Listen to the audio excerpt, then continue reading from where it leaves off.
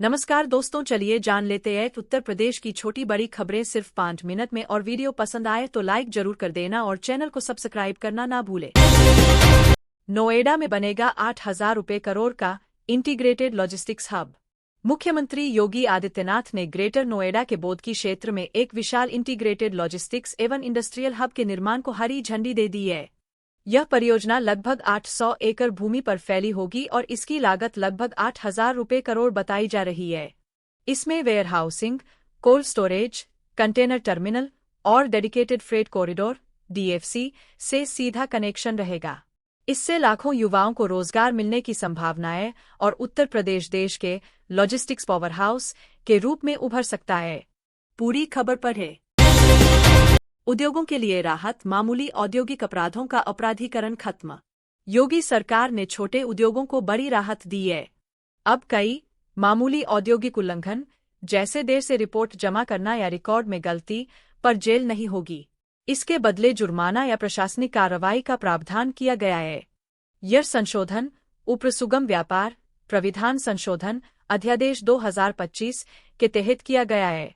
सरकार का कहना है कि इससे ईज ऑफ डूइंग बिजनेस को और मजबूती मिलेगी और उद्योगों को डर के बजाय भरोसे का माहौल मिलेगा।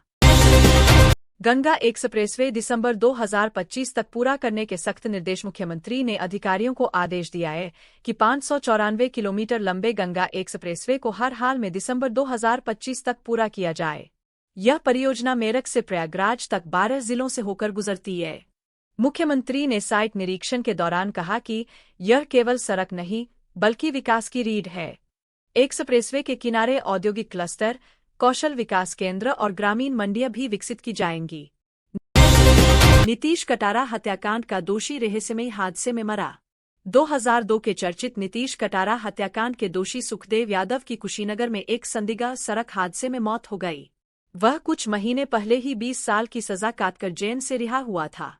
स्थानीय लोगों ने बताया कि उसकी कार एक तेज रफ्तार ट्रक से टकराई, लेकिन चालक मौके से फरार हो गया। पुलिस ने इस हादसे को हिन एंड उत्तर प्रदेश के जिलों में उपभोग और आय में बड़ी असमानता रिपोर्ट। हाल ही में आई एक सरकारी रिपोर्ट में बताया गया है कि यूपी के गरीब और अमीर जिलों के बीच उपभोग कंजम्पशन में भारी अंतर है।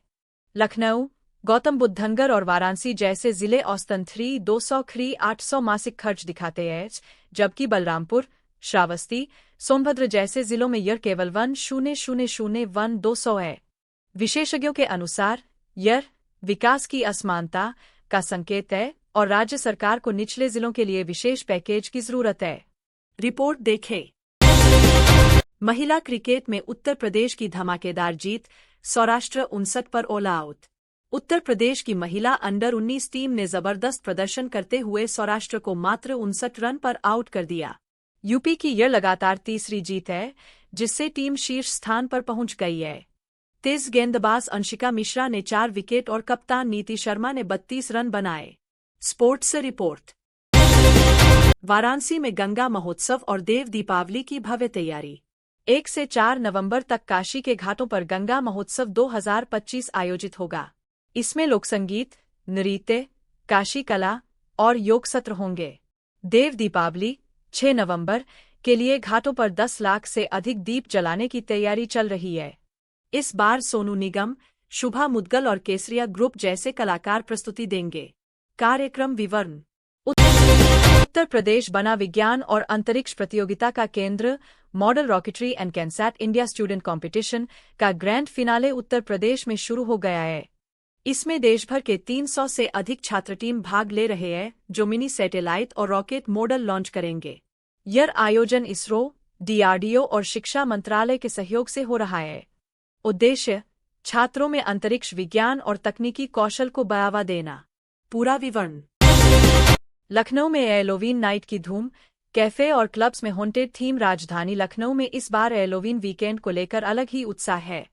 कैफे, पब और रेस्टोरेंट्स स्पूकी डेकोर और डार्क फूड मेन्यू के साथ तैयार है। युवाओं के लिए DJ night, horror theme party और कॉस्ट्यूम कॉन्टेस्ट का आयोजन। इस बार गोमती नगर, हजरतगंज और अलीगंज के क्लबों में भारी भीड़ देखने को मिल।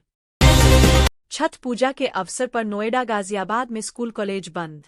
छठ महापर्व के अवसर पर नोएडा, गाजियाबाद, लखनऊ, वाराणसी समेत कई जिलों में स्कूलों में छुट्टी रही। घाटों पर सुरक्षा के विशेष इंतजाम किए गए हैं। महिला पुलिस बल और एनडीआरएफ की टीमें तैनात की गईं। इस बार अराये 31 अक्टूबर की सुबह दिया जाएगा। Indian Express report. Uttar Pradesh को मिला नया जिला, कल्याण सिंह नगर बनेगा प्रदेश का 76वां जिला। मुख्यमंत्री योगी आदित्यनाथ ने बुधवार को एक ऐतिहासिक घोषणा की। उत्तर प्रदेश में एक नया जिला बनाया जाएगा, जिसका नाम पूर्व मुख्यमंत्री कल्याण सिंह के नाम पर होगा। नया जिला कल्याण सिंह नगर, बुलंदशहर और अलीगढ़ जिलों के कुछ हिस्सों को मिलाकर बनाया जाएगा। यह निर्णय प्रशासनिक सुविधा और विकास के विकेंद्रीकरण को ध्यान में रखते हुए लिया गया है।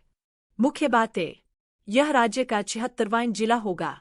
नई तहसीलें और ब्लॉक बनेंगे, जिससे स्थानीय लोगों को सरकारी सेवाओं के लिए कम दूरी तय करनी पड़ेगी। कल्याण सिंह का नाम राम मंदिर आंदोलन और राज्य के विकास कार्यों से जुड़ा रहा है, इसलिए भाजपा सरकार इसे श्रद्धांजलि और विरासत दोनों के रूप में पेश कर रही है। सीएम योगी का बयान। कल्याण सिंह जी ने राम मंदिर निर्माण के लिए अपनी सरकार की कुर्सी तक कुर्बान कर दी थी। उन्हें सम्मान देना हम सबका कर्तव्य है। प्रभार। अलीगढ़ बुलंदशहर क्षेत्र में प्रशासनिक व्यवस्था और निवेश की संभावना बढ़ेगी। नए जिले में सड़क, स्वास्थ्य और शिक्षा ढांचे को प्राथमिकता दी जाएगी। स्रोत: टाइम्स ऑफ इंडिया। गन्ना किसानों के लिए खुशखबरी, समर्थन मूल्य 370 रुपये से बढ़कर 400 रुपये प्रति क्विंटल। उत्तर प्रदेश सरकार ने गन्ना किसानों को बड़ी राहत देते हुए गन्ने का राज्य सलाहकार मूल्य सैप 370 रुपये से बढ़ाकर 400 रुपये प्रति क्विंटल कर दिया है, यानी लगभग 8.1% की बढ़ोतरी। यह निर्णय आगामी गन्ना पेराई सत्र 2025 से 26 के लिए लागू होगा। राज्य में करीब 45 लाख किसान गन्ने की खेती करते हैं और 120 से ज्यादा चीनी मिलें कार्यरत हैं। मुख्य बातें: 10 वर्षों में यह सबसे बड़ी बढ़ोतरी है। चीनी मिलों पर लागत दबाव बढ़ेगा, लेकिन किसानों को अधिक लाभ मिलेगा। सरकार ने मिलों को समय पर भुगतान सुनिश्चित करने के निर्देश दिए हैं। सीएम योगी का बयान। किसान हमारी अर्थव्यवस्था की रीढ़ है। उनके परिश्रम का उचित मूल्य देना हमारी प्राथमिकता है। प्रभार। किसानों की आय में बढ़ोतरी होगी। ग्रामीण अर्थव्यवस्था में नकदी प्रवाह बढ़ेगा। मिलें और सरकार दोनों को भुगतान संतुलन बनाना होगा ताकि गन्ना बकाया की समस्या न हो। स्रोत: रॉयटर्स रिपोर्ट। 3,288 सरकारी स्कूलों में लागू होगा नया लर्निंग बाय डूइंग मॉडल। शिक्षा विभाग ने राज्य के 3,288 सरकारी स्कूलों और डाइट कॉलेजों में नई व्यवस्था लागू की है। लर्निंग बाय डूइंग यानी करके सीखो। क्या है योजना? बच्चों को सिर्फ रटने की बजाय प्रयोग, प्रोजेक्ट और प्रैक्टिकल के माध्यम से सिखाया जाएगा। स्कूलों में एक्टिविटी कॉर्नर, साइंस लैब और आर्ट टेक वर्कशॉप स्थापित की जाएंगी। शिक्षकों को NEP 2020 राष्ट्रीय शिक्षा नीति के अनुरूप प्रशिक्षण दिया जाएगा। शिक्षा मंत्री संदीप सिंह का बयान। अब बच्चे सिर्फ परीक्षा पास करने के लिए नहीं, बल्कि जीवन के लिए पढ़ेंगे। हम शिक्षा को अनुभव से जोड़ना चाहते हैं। प्रभार। ग्रामीण स्कूलों में बच्चों की लर्निंग आउटकम में सुधार होगा। ड्रॉप आउट दर घटेगी। शिक्षक प्रशिक्षण और टेक्नोलॉजी अपग्रेडेशन पर भी जोर रहेगा। स्रोत: दृष्टि IAS रिपोर्ट। मौसम विभाग का अलर्ट, यूपी के 17 जिलों में भारी बारिश और तेज हवाओं का पूर्वानुमान। मौसम विभाग IMD ने चेतावनी जारी की है कि पूर्वी और दक्षिण पूर्वी उत्तर प्रदेश में अक्टूबर के 30 से 31 को भारी बारिश, आंधी और बिजली गिरने की संभावना है। प्रभावित जिले: वाराणसी, आजमगढ़, मऊ, जौनपुर, प्रयागराज, बलिया, गाजीपुर, गोरखपुर, देवरिया आदि। तापमान में 2-3 डिग्री तक गिरावट हो सकती है। प्रभाव और तैयारी: किसानों को सलाह दी गई है कि वे फसल कटाई रोक दें और धान को ढककर रखें। NDRF की टीमें गोरखपुर और बनारस मंडल में तैनात की गई है। स्कूल कॉलेजों में एहतियात बरतने के निर्देश दिए गए हैं। मौसम केंद्र लखनऊ का बयान। पूर्वी हवा और बंगाल की खाड़ी से आई नमी के कारण सिस्टम सक्रिय हुआ है। 48 घंटे तक बारिश का सिलसिला जारी रह सकता है। स्रोत: Navbharat Times weather update. Gorakhpur में गैंगवार और फायरिंग, 6 आरोपी गिरफ्तार, थानेदार लाइन हाजिर।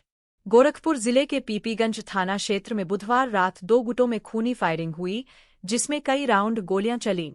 पुलिस ने 6 आरोपियों को गिरफ्तार कर लिया है और थानेदार को लाइन हाजिर कर दिया गया है। यह घटना अकटवा पुल के पास हुई, जहां आपसी रंजिश के चलते गोलीबारी की गई। मौके से देसी तमंचे, कारतूस और कार बरामद हुई है। प्रशासनिक कार्रवाई। एसएसपी ने पूरी घटना की मजिस्ट्रेट जांच के आदेश दिए हैं। इलाके में पुलिस बल की तैनाती बढ़ाई गई है। स्थानीय लोगों में दहशत का माहौल, लेकिन अब स्थिति नियंत्रण में है। गोरखपुर एसएसपी का बयान। कानून व्यवस्था से समझौता नहीं किया जाएगा। दोषियों के खिलाफ कठोरतम कार्रवाई की जाएगी। स्रोत: दैनिक जागरण लाइव अपडेट।